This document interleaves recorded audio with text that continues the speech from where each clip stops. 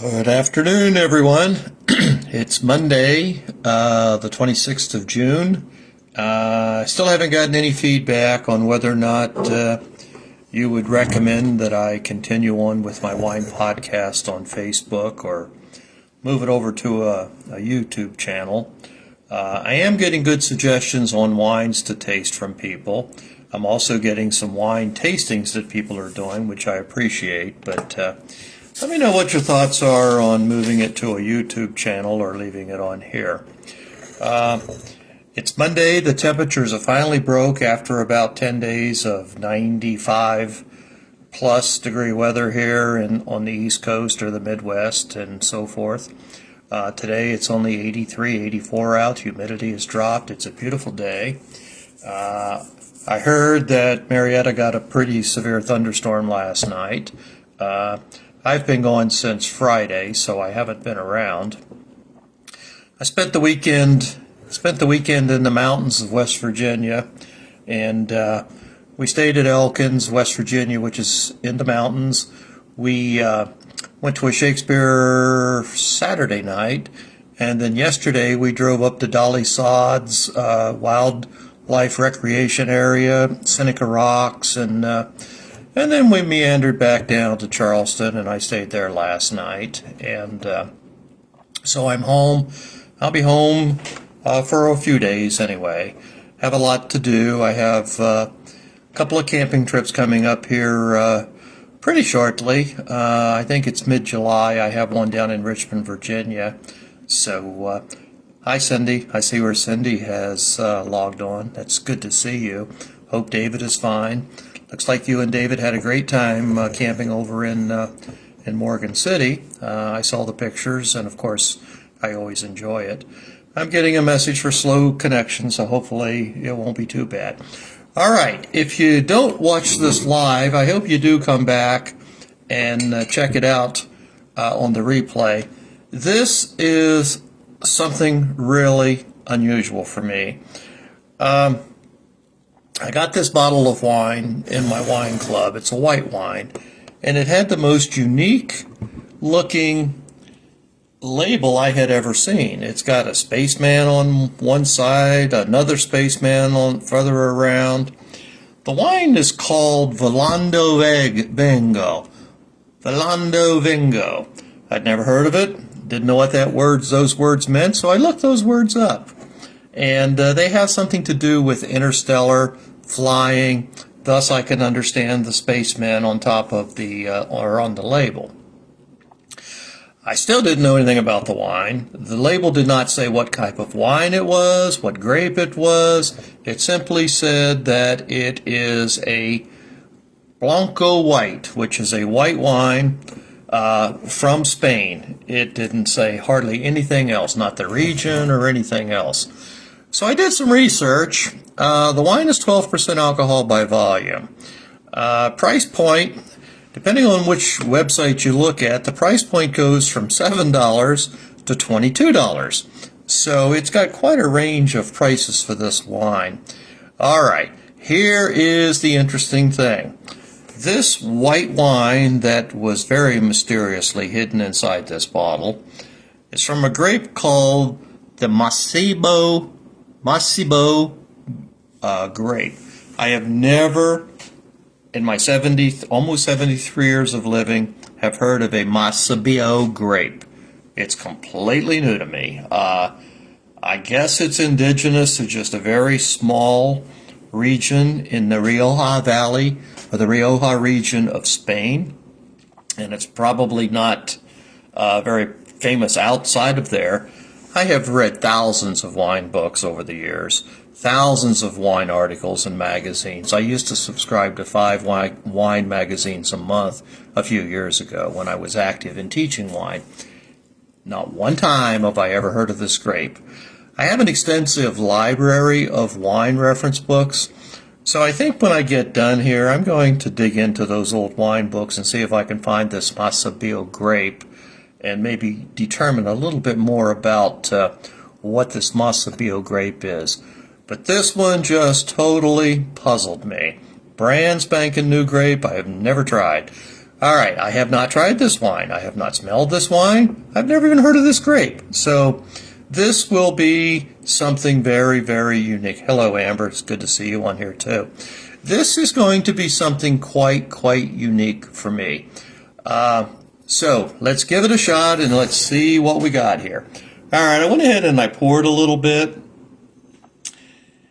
It's the wine has got a little bit of heavier body for a white wine than I'm used to seeing. The rivulets, or the legs as they're often called, is quite pronounced on this wine, which is probably would indicate that this is probably a nicely made wine. I look down in the color. The clarity is excellent. Clarity, by the way, tells you how clear the wine is. It doesn't have anything to do with the color. It's how clear the wine is. The clarity is superb. I don't see any imperfections as far as particles or anything that's hazy that's appearing to me. Color-wise, it's a little bit of a straw colored.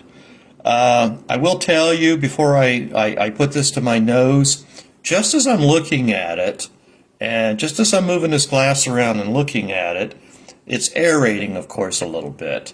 And as it's aerating, the esters are coming up, and I have to tell you, I haven't even smelled this wine, and I'm being overwhelmed with the most beautiful, fragrant, floral nose, with a very strong hint of jasmine is what I seem to be smelling as far as flowers. So I'm going to do an official nose tasting. I'm going to stick my big old Riley nose right down here in this wine and see what we get. It is beautiful. Let me do this again. No question about it. It's flowers, spring flowers. Predominantly, I would think that it's more like tropical spring flowers. I lived in Hawaii for a few years, and I know hibiscus and plumeria and things like that. And I know if you get close to them, they're just absolutely astounding in the aroma.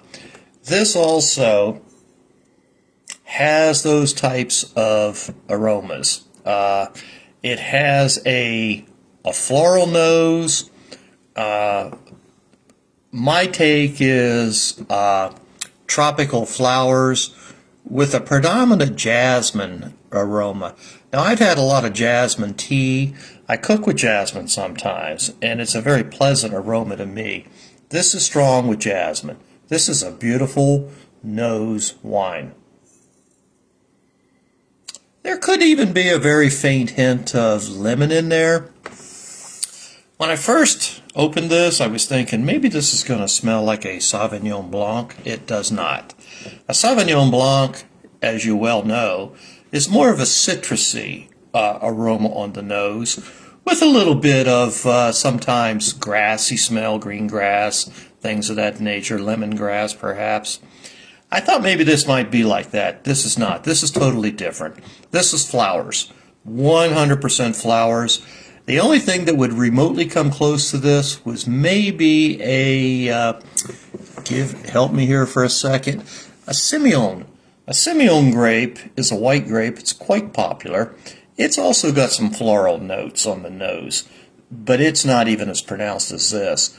And I have to question now why this particular grape, again, Masabio, I have to question again why this grape is not very popular in the United States.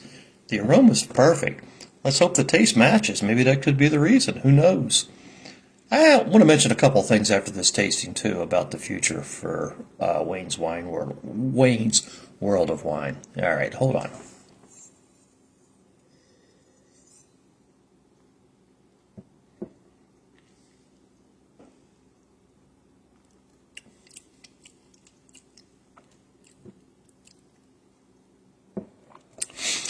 Okay, my taste, 1,000% matches the nose. The notes on the nose I'm getting match perfectly the notes I'm picking up from the taste.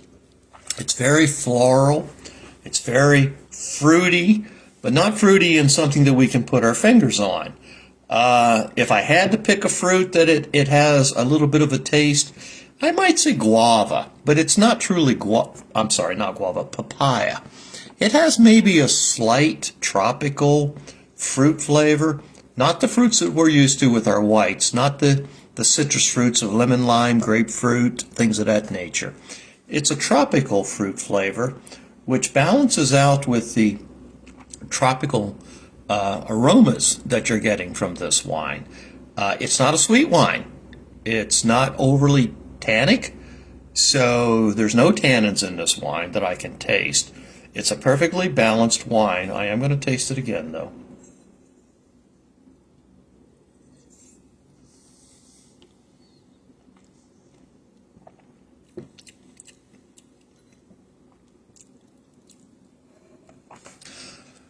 I love this wine.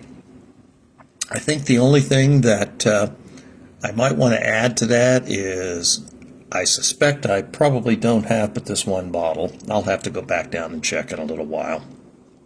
But it's an incredible wine. So I'm going to have to look for this. I'm going to have to look, not necessarily for this exact vineyard, but I'm going to have to look for this grape when I go wine shopping at the wine stores. This is a pleasant wine, very pleasant wine. This is also a perfect wine for a summer day. If the temperature was in the 90s like it was last week, with Marietta had 104 heat index on one day, this wine might be a little too easy, fruity for that. But it's nice on a beautiful 84, 85 degree day with sun out and low humidity. And my plan is, later this evening, I'm going out and sit on the front porch. I might kick on the propane fire pit just for the ambiance, but certainly not for the heat. And I plan on enjoying my wine. So I was sitting here talking to you, and I was thinking, what would this pair with?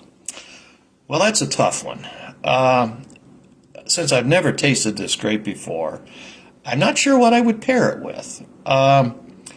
I don't think I would remotely try to pair it with beef or pork or anything of that nature. I might venture to plain chicken, chicken that's not barbecued or spicied or anything like that. Maybe some lemon-flavored chicken. Maybe if you wanted to bake chicken or fry chicken, well, not necessarily fry it, but bake chicken with lemon, heavy lemon juice in it. It might work for that. I think it would also be perfect for a cold pasta salad. Not a warm pasta salad. I don't think that would work either. But I think a cold pasta salad. I made a rainbow pasta salad about 2 or 3 weeks ago. And I made it out of those little rainbow colored curly, I don't know, my different pastas. Little, looks like corkscrew type of stuff. So I made it with that. I mixed ranch dressing in there, and I put a few sliced up green onions, diced up green onions, and diced up red peppers, and green peppers, and yellow peppers, and any kind of peppers I could find. And then I chilled it. This wine would be absolutely superb with that. So other than that, I don't know really what to pair it with. All right, well, that's pretty much it for the wine tasting, but if I've got you for a few minutes and if I'm not boring you too much, I want to chat a couple of things. I've been listening to the wine podcasts lately, and I listened to one the other day, and it had 2 different tasters, a man and a woman. They both taste wines completely different. The woman tasted it in the traditional way that we taste it, you and I taste. She takes a sip, she swirls around, she puckers up and gives herself some duck lips, the same thing that we do. And she allows the wine, well, this is of course after that she's checked out the nose of the wine, but when she's actually tasting it, she tastes it the same way that I was taught to taste 40 years ago, and she's quite successful. She's a master sommelier, I believe she was. One was a master of wines and the other was a master of sommelier. It was a man and it was a woman. They both teach wine tastings and wine appreciation. Far, far, far, far more knowledgeable than I ever was or ever will be. But she tastes like everybody else tastes. And what I thought was interesting was when the guy came on and he was talking about his tasting, and by the way, they were using a German Riesling for their tasting, and I'll get back to the German Riesling here in just a second. He says, I don't put it in my mouth and swish it around like the average person does. He says, I take a big gulp, not a little taste gulp, but a big gulp, and he says, I just drink it right down. And he says, it hits all the flavor points on my palate as it's going down my gullet. I don't know about that. That strikes me as a little, hokey maybe. But hey, if it works for this fellow, that's all that matters. They also had a lot of other comments that, as I mentioned in an earlier podcast that I made, I'm going to go back and listen to it, and I'm going to make some notes, and I'm going to do a separate podcast that won't be a tasting. It'll be on information on wine, not actually physically tasting a wine. They talked about all kinds of different things. I'll just have to listen to that and make a podcast on that. There was a couple of other things that I wanted to mention. Quite honestly, they have slipped my mind at the present time. Not sure what they were. I'm sure they'll come to me after I get off of here. Well, listen, thank you very much. Give me some feedback again, please. Wines that you would like for me to taste. Do your own tastings. Cindy, if you're still on here, you and David did a couple of tastings and haven't had a tasting from you in a while. Amber, I know you drink wine. I've drank wine with you. I've drank a lot of wine with you from time to time. And I'd like to see Amber do a tasting. Buy a bottle of wine, and you can pick it up at Giant Eagle or Kroger, someplace like that, and do a little tasting. None of us are professionals, so don't get overwhelmed by that concept. Well, listen, thank you all very much. I hope you enjoy the rest of your evening.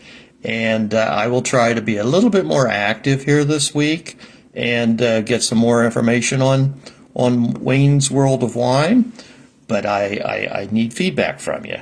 Mark and Pam Fullwider, if you happen to pop on here, I have not forgotten you. I know you have 2 or 3 wine tastings out there that you videotaped. Trust me, I have been busier than a one-armed man and a paper hanging contest in the wind. I just have been swamped. And so I will eventually get to listening to your wine podcast or wine tastings that you made. Mark also posted a picture of wine from Trader Joe's. I will tell you that I have bought wines from Trader Joe's. They have a very great selection. Mark and Pam buy from Trader Joe's. I also know that Stephen and Melinda Arndt buys from Trader Joe's. I have my friend Kel Fairs. She buys from Aldi a lot. Aldi's is a very low-end price point, but they have some decent wines if you pull through it. I just remembered one of the things that I wanted to mention. Riesling. Riesling is traditionally, well, it's a white wine, as we all know that. It is traditional. It's a German wine. Traditionally, it is a very sweet white wine. The Germans, however, have perfected a fermentation process in the colder climates of Germany where they can make a dry Riesling. And because of that, some of the American winemakers, and we have 2 distinct regions in the United States that does Riesling, that makes a dry Riesling. We do it up in the Northwest, Oregon, Washington. They do their Rieslings. Their soils, their terroir, as we call it, up in that area has a strong mineral base, but the very, very best Rieslings from the United States is from the Finger Lakes region in upstate New York. They have very, very cold temperatures also. They also have the same type of terroir that they have in the Northwest. It's limestone base with a lot of minerals in it. Upstate New York, it's too cold for grape cultivation unless you're right around the Finger Lakes. The Finger Lakes are very large lakes. I believe there's 12 of them. I have spent many, many, many, many nights up around the Finger Lakes visiting wineries over the years. And in the wintertime, even though the lakes do freeze over, the lakes moderate the nearby temperature. So if your vineyards are within, say, a mile of the lake, you get that moderating temperature. You'll get breezes off the lake. You'll get moisture picked up and brought off of the lake by the winds.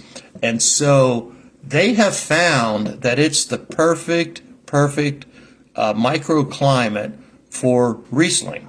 And they make a dry Riesling, of course. I have never been much of a Riesling fan, only because I don't like sweet wines, and I thought they were all sweet until I've recently been reading about them and studying about them and hearing about them and found out that there's a lot of dry Rieslings out there. My particular supermarket where I buy wines does have a dry Riesling, and I have picked it up a couple of times. I've enjoyed it, but unfortunately they only have one particular brand that they carry. So I would kind of like to try to get some more Rieslings. So if anybody wants to buy a bottle of white Riesling, chill that puppy up and do a wine tasting and tell me what you get, because I want to do the same thing. Well, listen, I've talked way far too long. Give me some feedback, please, and send me some messages or make some posts on here, and I will catch you the next time I'm on here. Well, again, thanks very much for those who popped on, and I will see you the next time. Bye.